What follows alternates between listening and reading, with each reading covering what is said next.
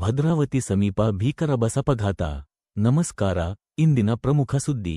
ನೀವು ಇನ್ನೂ ನಮ್ಮ insight news 14 YouTube channel subscribe ಮಾಡಿಲ್ಲವೆಂದ್ರೆ ಕೂಡಲೇ ಸಬ್ಸ್ಕ್ರೈಬ್ ಮಾಡಿಕೊಳ್ಳಿ. ದಾವಣಗೆರೆ ಮತ್ತು ಭದ್ರಾವತಿ ನಡುವೆ ಸಂಚರಿಸುವ ಸಾರಿಗೆ ಬಸ್ನಲ್ಲಿ ಸಂಭವಿಸಿದ ಭೀಕರ ಅಪಘಾತವೊಂದು ಇಡೀ ಜಿಲ್ಲೆಯನ್ನು ಬೆಚ್ಚಿಬೀಳಿಸಿದೆ. ಭದ್ರಾವತಿ ಸಮೀಪದ ಕಾಗೆಹಳ್ಳ ನಿಯಂತ್ರಣ ತಪ್ಪಿ ಹಳ್ಳಕ್ಕೆ ಉರುಳಿದ ಖಾಸಗಿ ಬಸ್. ಬಸ್ಸಿನಲ್ಲಿದ್ದ ಸುಮಾರು 40 ಪ್ರಯಾಣಿಕರಿಗೆ ತೀವ್ರ ಗಾಯ. ವಿವರವಾದ ಸುದ್ದಿ. ದಾವಣಗೆರೆಯಿಂದ ಭದ್ರಾವತಿಗೆ ಪ್ರತಿದಿನ ಸಂಚರಿಸುವ ಬಸ್ ನಿನ್ನೆ ಭದ್ರಾವತಿ ಸಮೀಪದ ಕಾಗೆಹಳ್ಳದ ಬಳಿ ಚಾಲಕನ ನಿಯಂತ್ರಣ ತಪ್ಪಿ ಪಲ್ಟಿಯಾಗಿದೆ. ಮೂಲಗಳ ಪ್ರಕಾರ ಬಸ್ಸಿನಲ್ಲಿ ಒಟ್ಟು 40 ಪ್ರಯಾಣಿಕರಿದ್ದರು ಎಂದು ತಿಳಿದುಬಂದಿದೆ.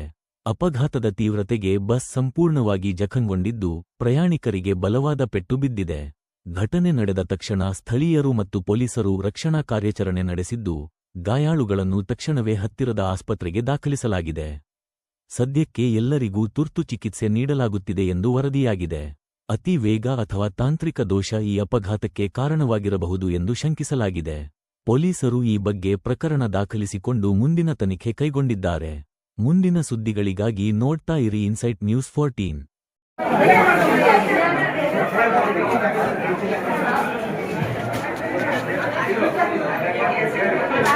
भद्रावती अर्लेंडी कागेहल्ला में एक्सीडेंट हो गया है।